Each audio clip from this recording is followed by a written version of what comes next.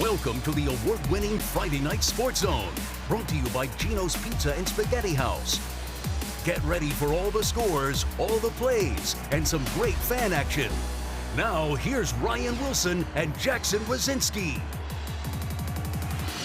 All right, everyone, welcome back to another Friday night high school football edition of your 13 Sports Zone. I'm Ryan Wilson, joined alongside my co-host Jackson Wazinski. We finally had a full slate of games. Teams in West Virginia kicking off their seasons tonight. Exciting stuff, man. We got a first chance to see teams we think will be contenders at the end of the year, and it'll also be a chance for some under-the-radar teams to make a statement during week one saying, hey, we belong there too. That's right. We may have had one of those games over at Laidley Field. That's where the championship games are going to be held. Obviously, once again, that game is our game of the week, sponsored by Gino's Pizza and Spaghetti House. The Capital Cougars looking to get the season started against the Princeton Tigers in a AAA heavyweight fight. Now, Capital's defense showing up early in this one. Chance Barker back to pass, but there's Ja'Cory Clark meeting him in the backfield for the sack. That would stall the Tigers' drive, but on their next drive, Barker over the middle to Bradley Mosser. He's a speedster.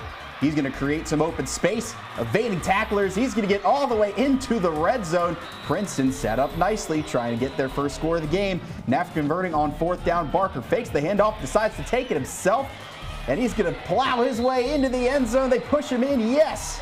Princeton leads it 7-0. Cougars making a defensive play on fourth down. Barker's pass here. Over the middle, it's going to be tipped and intercepted by David Robinson Jr., taken back for a nice return, but that is all Capital could muster. This one is all Princeton, 28-7 over Capital.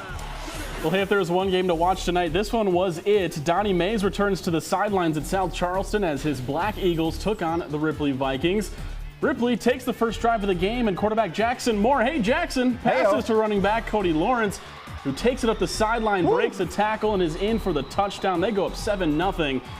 And what a play that was. Later on, quarterback Jackson Moore, I'm going to keep saying that. How about that? Scrambles and looks upfield to find tight end Carter Neal for the diving catch to bring that score to 14-0. But hey, South Charleston's not done. They responded as quarterback Sino Riley will hand the ball off to running back Malcolm Brown, who brings it up the middle.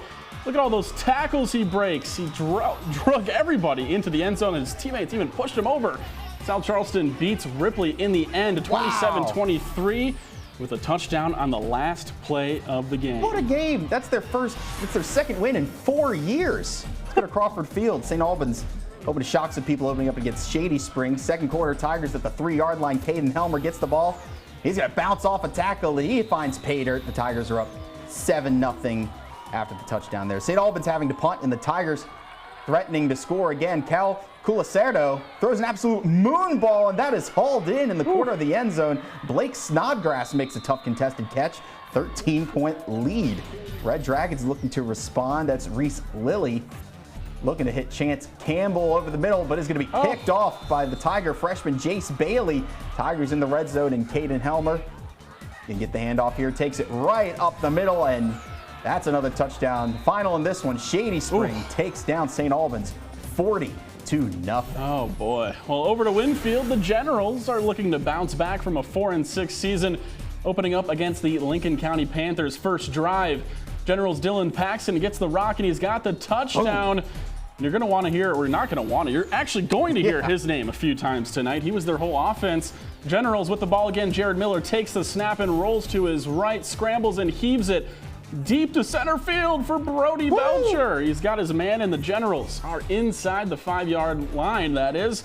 Next play, guess who? Dylan Paxton carries a pack of Panthers into the end zone. Winfield up 14.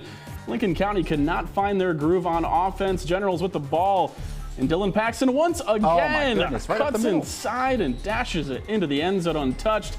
He finished, Ryan, with 3 carries for 3 touchdowns.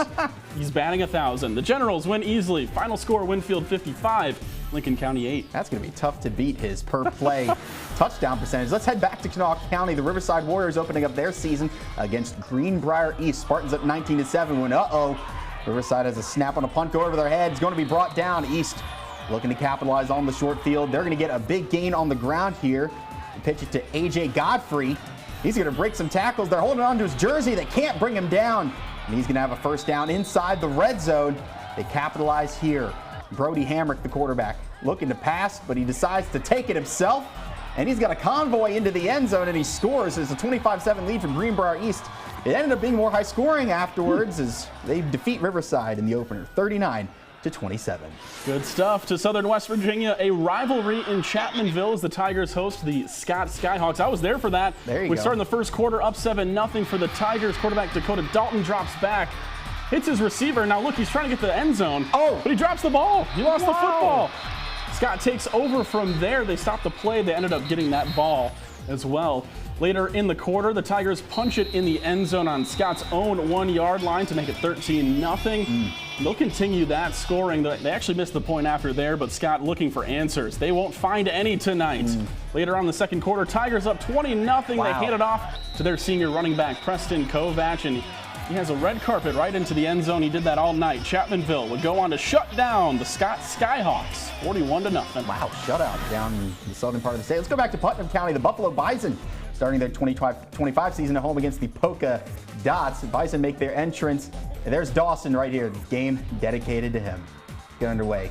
Nathan Harris able to stay inside the line. Best play Buffalo could do there for the first down. Student section, they're really feeling themselves after that one, but here's where Polka took over. Deep pass to the end zone. Jackson there he is. for the first points of the game. That's my player of the week. The Dots would not look back on a beautiful touchdown pass there as the Dots cheerleaders are celebrating.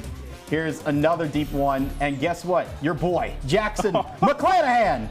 Beautiful basket catch there. All Polka in this one. The Dots, 34-6 over Buffalo. Need to get a Dots t-shirt, Ryan. There you go. Over to Proctorville, the Fairland Dragons looking to bounce back at home against Point Pleasant. Going into the second half, Dragons lead 20-6. Big Blacks have the possession. Caden Hill has the ball and decides to run it long, showing some moves right there, looking like a little bit of an Adrian Peterson play. Runs it along the sideline, avoiding the defense and getting the first down. Next play, Caden Hill again. He will get the ball, decides to run it. He finds the opening and sprints past the Dragons defense and again into the end zone. There you go. That's a touchdown. Extra point is good.